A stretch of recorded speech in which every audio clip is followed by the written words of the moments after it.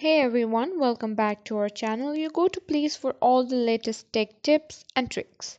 If you're new here, don't forget to hit that subscribe button. Today we've got a super handy guide that's all about WhatsApp, specifically how to share a WhatsApp group link even if you're not the admin.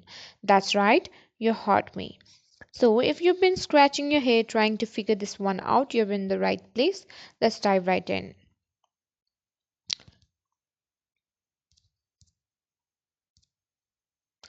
First things first, let's make it clear that WhatsApp doesn't directly allow non admins to share group links, but as with many things in the tech world, there's a workaround. Here's how you can do it. Step 1, communicate with the admin. Reach out to the group admin, ask them to share the group's link with you.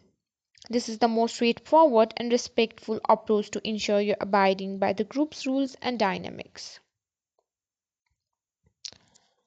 Once the admin shares the link with you, it's as easy as copying that link and sharing it with anyone you want to invite. You can do this via text, email, or any other messaging platform. Remember, with great power comes great responsibility, so make sure you're inviting people who will positively contribute to the group.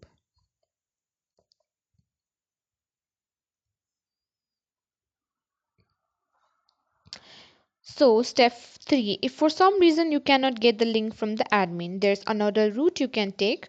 Though it's a bit more indirect, you can ask the current group member to directly add the person you want to invite. This way, you bypass the need for a link altogether. However, this method also requires admin approval as they will need to allow members to add new participants.